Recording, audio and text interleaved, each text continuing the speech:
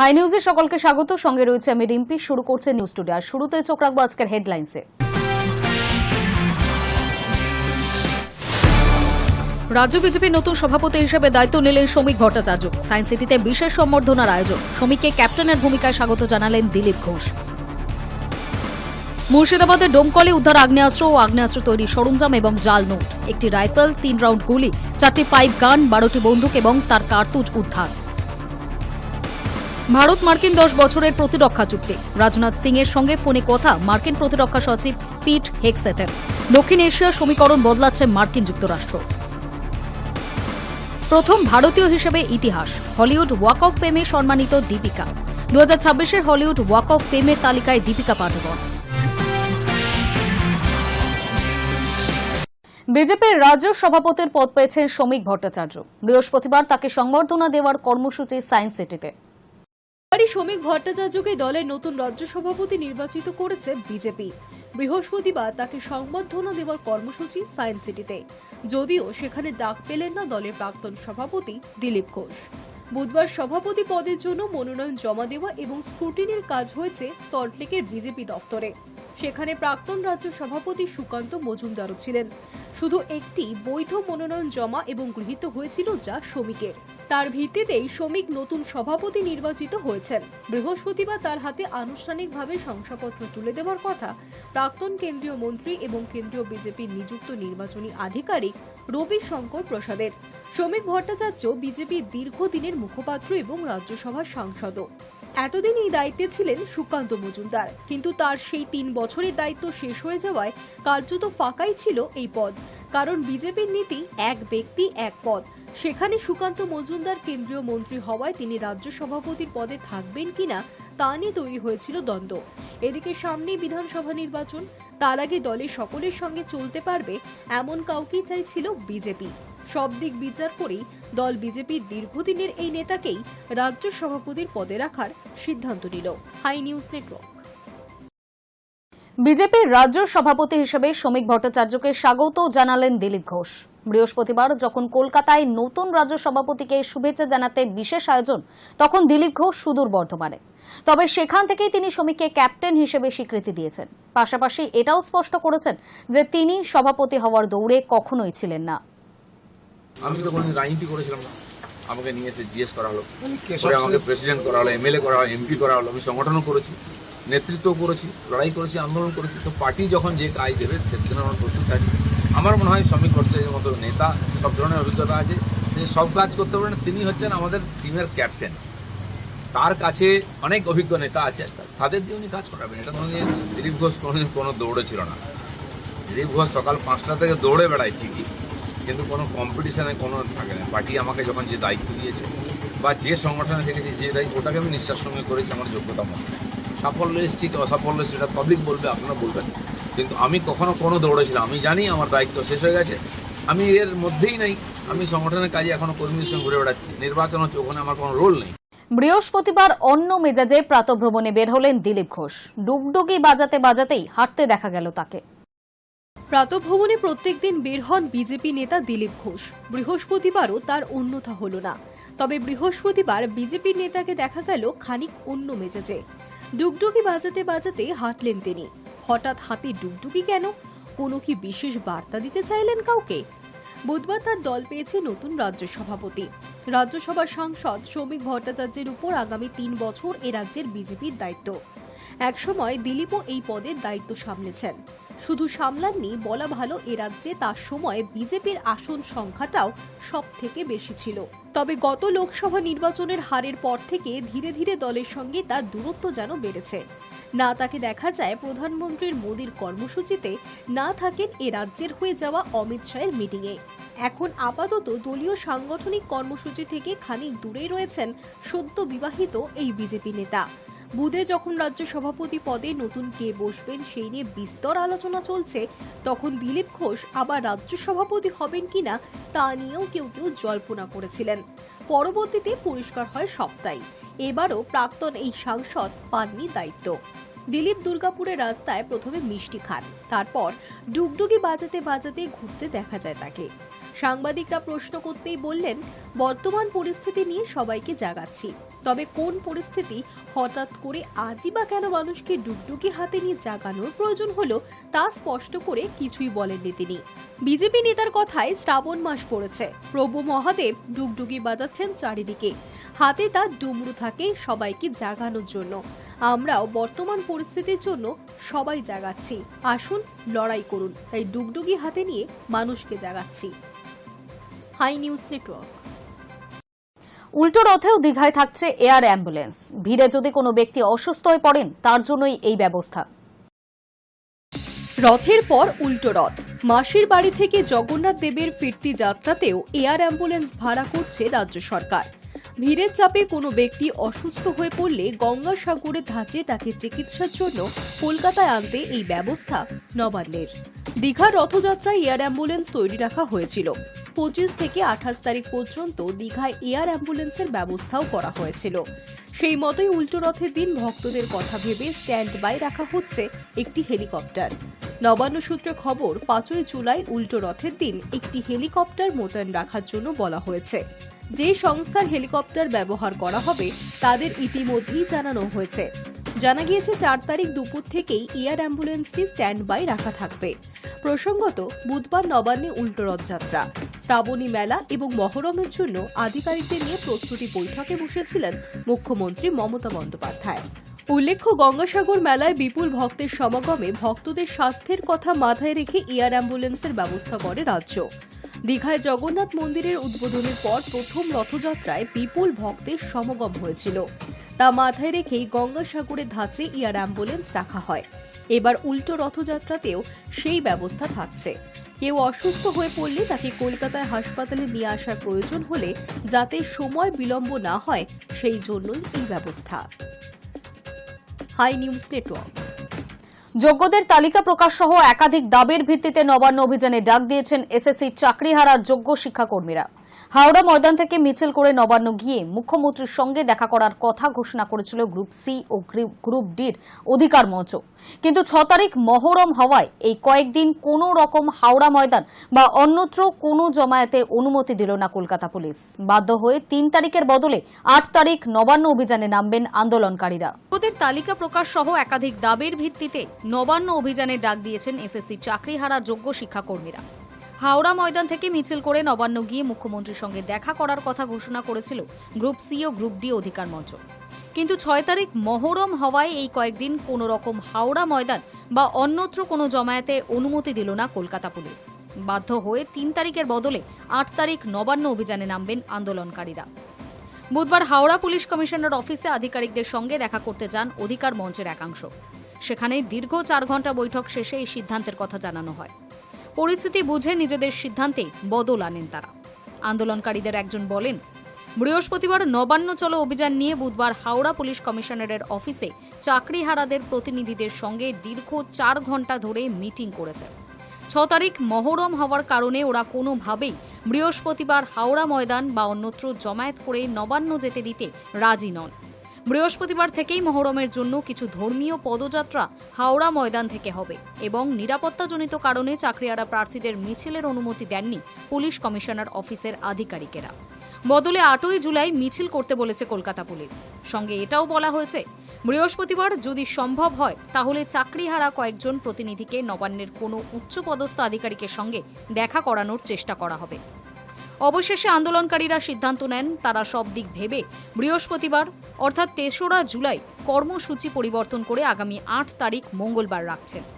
ওই দিন হাওড়া ময়দান থেকে নবান্ন অভিমুখে যোগ্য গ্রুপ সি ও গ্রুপ ডি অধিকার মঞ্চের মিছিল হবে। তারা নিজেদের অবস্থার কথা জানিয়ে মুখ্যমন্ত্রীর সঙ্গে সরাসরি দেখা করবেন। Hi news network.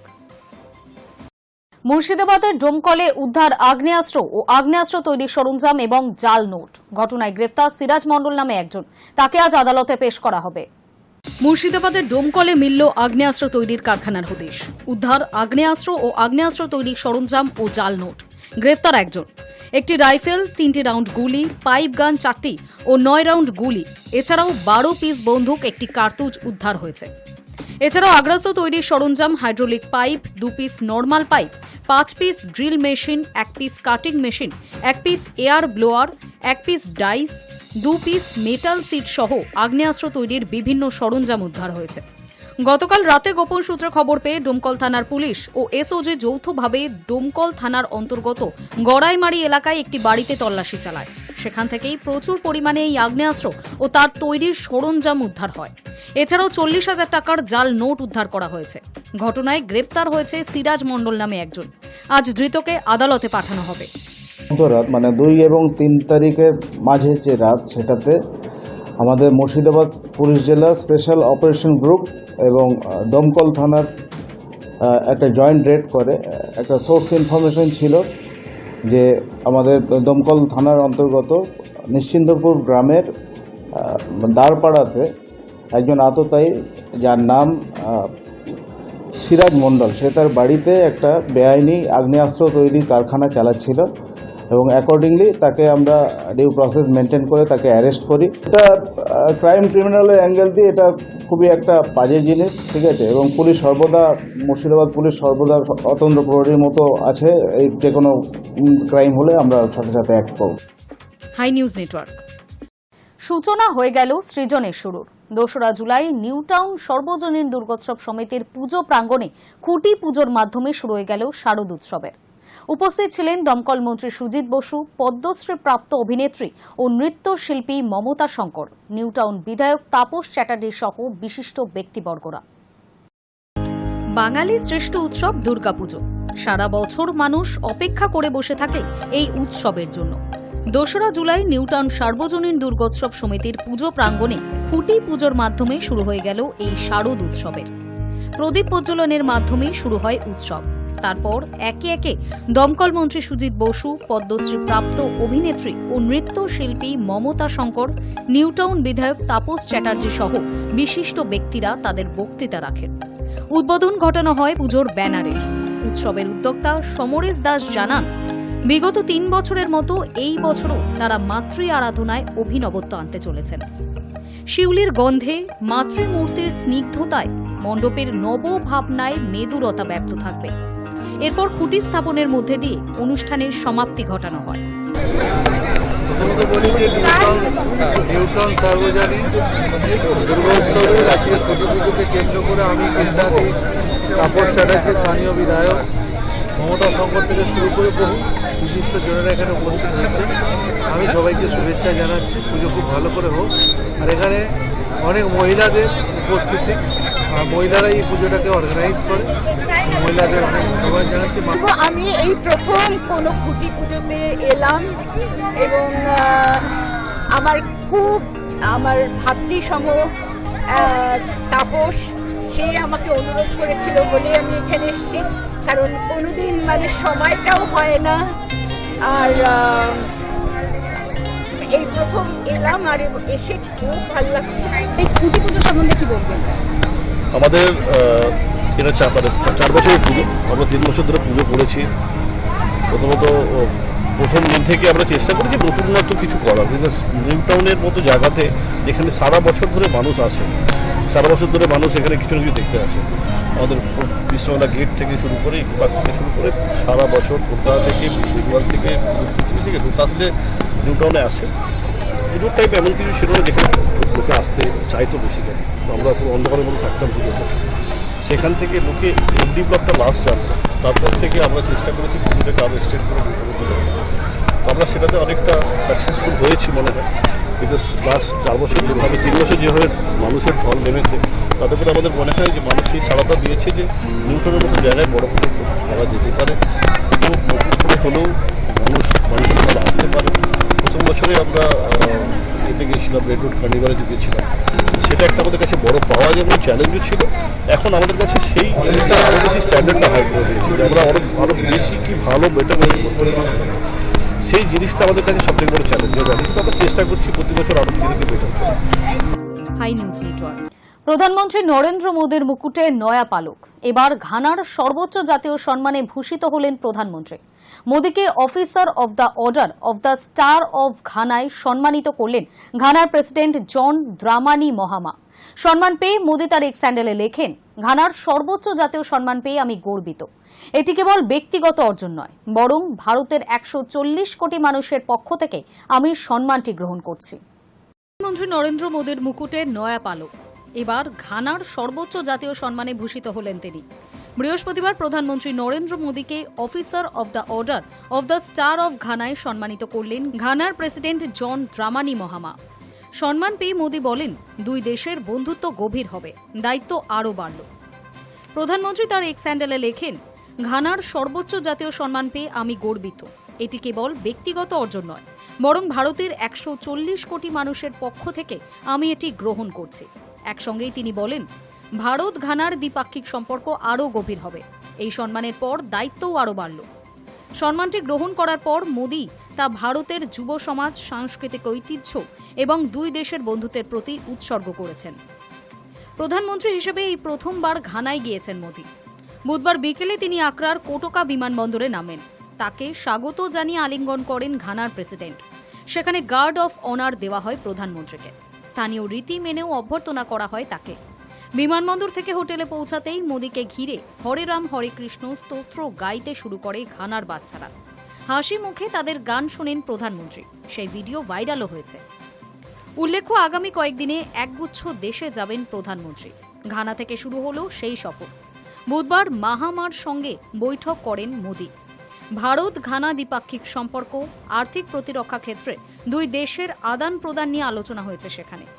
বৃহস্পতিবার ঘানা থেকে ত্রিনিদাদ এবং টোবাগোর উদ্দেশ্যে রওনা দেবেন মোদী। আগামী শনিবার সেখান থেকে পৌঁছাবেন আর্জেন্টিনায়। তারপর ব্রাজিলে আয়োজিত ব্রিক্স সম্মেলনে যোগ দেবেন প্রধানমন্ত্রী। সর্বশেষে নামিবিয়া সফরে যাবেন তিনি। Hi news Network. আবার রক্তাক্ত পাকিস্তানের খাইবার পাখতুনখোয়া প্রদেশ। বিদ্রোহী গোষ্ঠী তেহরিক-ই-তালিবান পাকিস্তানের যোদ্ধারা বুধবার বাজাউর জেলায় বিস্ফোরণ ঘটিয়ে উড়িয়ে দিল সরকারি গাড়ি। নিহত হলেন 5 জন, গুরুতর জখম 11 জন। রক্তাক্ত পাকিস্তানের খাইবার পাখতুনখোয়া প্রদেশ। বিদ্রোহী গোষ্ঠী টিটিপির হামলায় নিহত হয়েছেন 5 জন, গুরুতর জখম 11 জন। পাক সংবাদ মাধ্যম দ্য ডন জানিয়েছে, টিটিপির হামলায় নিহতদের মধ্যে রয়েছেন বাউজারের সহকারী কমিশনার ফয়জাল ইসমাইল এবং তহসিলদার আব্দুল ওয়াকিল। এছাড়া 2 পুলিশ কর্মী এবং এক সাধারণ নাগরিকও ওই হামলায় নিহত হয়েছেন। বাউজারের পুলিশ প্রধান ওয়াকাস রফিক জানিয়েছেন, খার তহসিলের সিদ্দিকাবাদ রেলওয়ে এলাকায় নাওগাই সড়কে সরকারি গাড়ি লক্ষ্য করে গ্রেনেড হামলা চালায় টিটিপি জঙ্গিরা। প্রসঙ্গত 2022 সালের নভেম্বরে পাকিস্তান সরকারের সঙ্গে শান্তি আলোচনা ভেস্তে যাওয়ার পরে যুদ্ধ ঘোষণা করেছিল টিটিপি। বিদ্রোহী ওই পশতুন গোষ্ঠীর অভিযোগ ছিল, সংঘর্ষ বিরতি ভেঙে পাক সেনা, ফ্রন্টিয়ার কোর এবং সিটিডির যৌথ বাহিনী অভিযান শুরু করার ফলেই অশান্তি ছড়িয়েছে খাইবার পাখতুনখোয়ায়। গত বছরের 25শে ডিসেম্বর খাইবার পাখতুনখোয়া প্রদেশ লাগোয়া আফগানিস্তানের পাকতিকা প্রদেশে হামলা চালিয়েছিল পাক বায়ুসেনার যুদ্ধবিমান। ইসলামাবাদের দাবি, টিটিপি বিদ্রোহীদের ঘাঁটি লক্ষ্য করে ওই হামলা চালানো হয়েছে। কিন্তু আফগান তালিবানরা অভিযোগ করেছিল, সাধারণ গ্রামবাসীদের নিশানা করেছে পাক যুদ্ধবিমান। Hi news Network. আমেরিকার থেকে যুদ্ধ সরঞ্জাম কিনবে ভারত। আগামী 10 বছরের জন্য দুই দেশ এই বিষয় চুক্তি করতে চলেছে। মার্কিন সেনা সদর পেন্টাগন থেকে এমনই দাবি হয়েছে। তবে এই চুক্তির ফলে কোনো ধরনের অস্ত্রশস্ত্র বা যুদ্ধোপকরণ আমেরিকা ভারতকে দেবে সেই বিষয়ে বিস্তারিত কিছু বলা হয়নি। ভারতকে F-35 যুদ্ধ বিমান বেচতে চেয়েছিল ডোনাল্ড ট্রাম্প। এই চুক্তির ফলে সেই সম্ভাবনা বাড়বে কিনা সেটাও এখনো বোঝা যাচ্ছে না। ভারত ও যুক্তরাষ্ট্র শিগগিরই একটি নতুন 10 বছর মেয়াদী প্রতিরক্ষা অংশীদারিত্ব চুক্তি স্বাক্ষর করতে চলেছে। শীঘ্রই এক বৈঠকে ভারতের প্রতিরক্ষা মন্ত্রী রাজনাথ সিং ও মার্কিন প্রতিরক্ষা সচিব পিট হেগস্টেথ এই চুক্তিতে সই করবেন বলেই মঙ্গলবার এক বিবৃতিতে জানিয়েছে পেন্টাগন। পেন্টাগনের মুখপাত্র কর্নেল ক্রিস ডিভাইন জানিয়েছেন, হেগস্টেথ ও রাজনাথ সিংহের মধ্যে ফোন আলাপেই এই সিদ্ধান্ত চূড়ান্ত হয়েছে। তিনি জানান, 1 জুলাই হেগস্টেথ ভারতের প্রতিরক্ষা মন্ত্রীকে ফোন করে দক্ষিণ এশিয়ায় আমেরিকার কাছে ভারতের গুরুত্ব নিয়ে আলোচনা করেন। আলোচনায় উঠে আসে চলতি প্রতিরক্ষা প্রকল্পগুলির অগ্রগতি, আসন্ন মার্কিন প্রতিরক্ষা সরবরাহ ও দুই দেশের প্রতিরক্ষা শিল্পের মধ্যে আরও ঘনিষ্ঠ সহযোগিতার প্রয়োজনীয়তা। পাশাপাশি প্রেসিডেন্ট ডোনাল্ড ট্রাম্প ও প্রধানমন্ত্রী নরেন্দ্র মোদীর ফেব্রুয়ারি 2025-এর যৌথ বিবৃতিতে ঘোষিত প্রতিরক্ষা লক্ষ্যগুলি কতটা পূরণ হয়েছে তাও পর্যালোচনা করা হয়। কর্নেল ডিভাইনের ভাষায়, হেগস্টেথ ও রাজনাথ সিং পরবর্তী 10 বছরের জন্য একটি নতুন প্রতিরক্ষা কাঠামোতে সই করার সিদ্ধান্তে পৌঁছেছেন। বৈঠকের নির্দিষ্ট সময় এখনও ঘোষণা করা হয়নি, তবে আলোচনা ইতিমধ্যেই চূড়ান্ত স্তরে পৌঁছেছে। একই দিনে হেগস্টেথের সঙ্গে একটি বৈঠকে অংশ নেন ভারতের পররাষ্ট্রমন্ত্রী এস জয়শঙ্কর। বৈঠকে আঞ্চলিক নিরাপত্তা, ইন্দো প্যাসিফিক অঞ্চলে কৌশলগত ভারসাম্য এবং প্রযুক্তি নির্ভর প্রতিরক্ষা সহযোগিতা নিয়ে বিস্তর আলোচনা হয়। দেশই আগামী ইন্দাস 10 সামিট এবং নতুন অটোনোমাস সিস্টেমস ইন্ডাস্ট্রি অ্যালায়েন্সের সূচনাকে স্বাগত জানিয়েছে।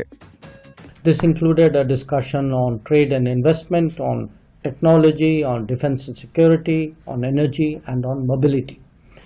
Now, defense and energy are two subjects where, particularly with the US, I think they're substantive enough to warrant a separate meeting with their secretaries, which is why I had a meeting with Secretary Hexet and with Secretary Pratt. In terms of the evolution of Quad, I think it was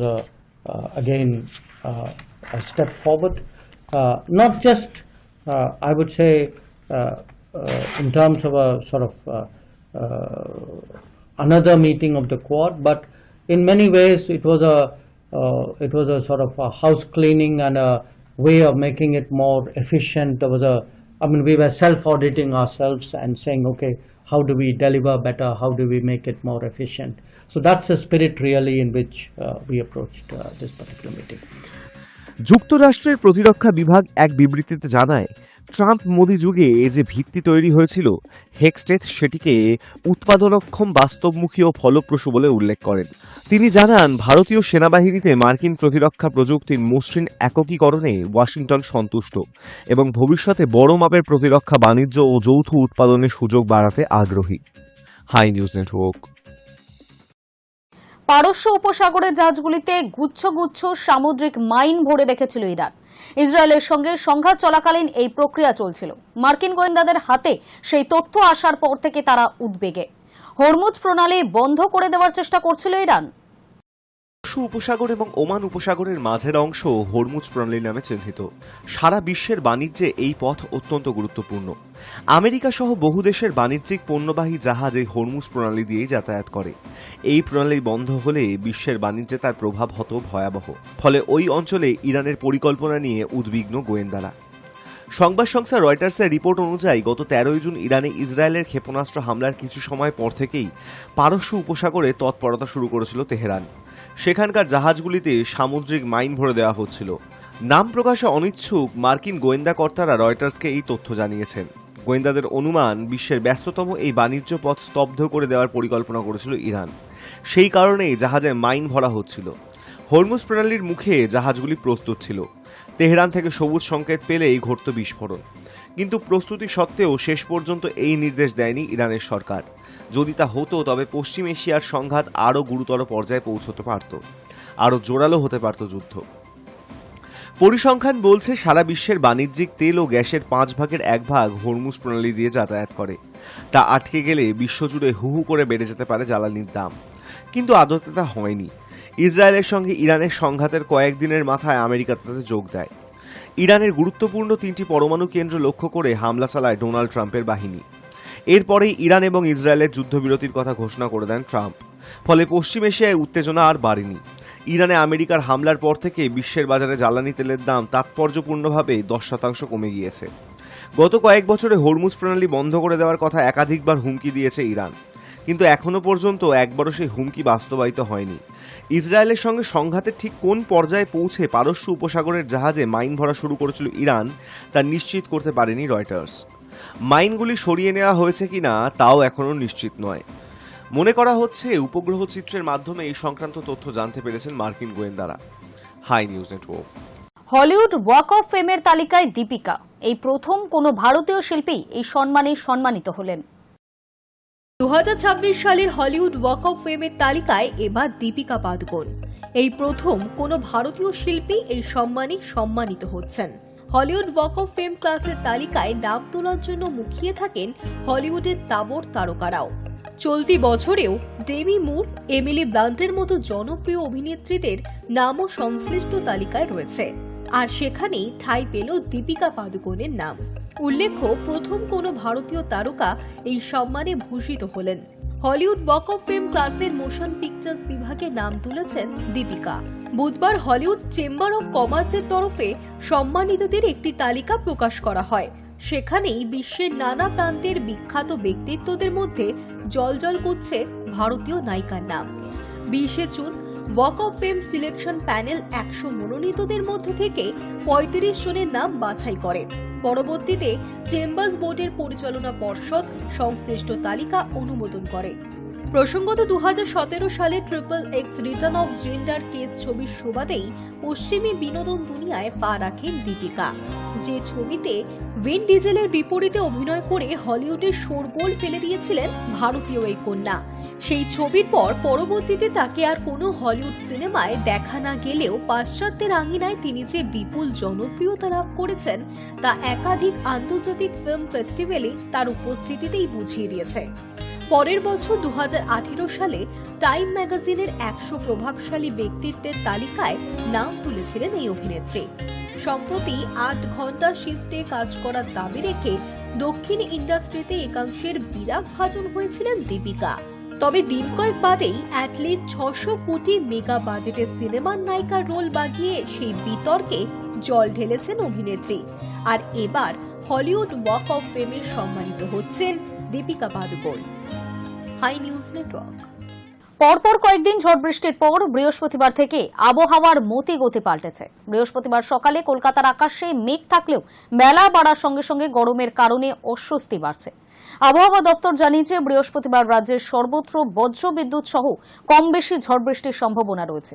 ভারী বৃষ্টির সম্ভাবনা রয়েছে রাজ্যের 9টি জেলায়। বৃহস্পতিবার থেকে দক্ষিণবঙ্গে ফের ঝড় বৃষ্টি হতে পারে।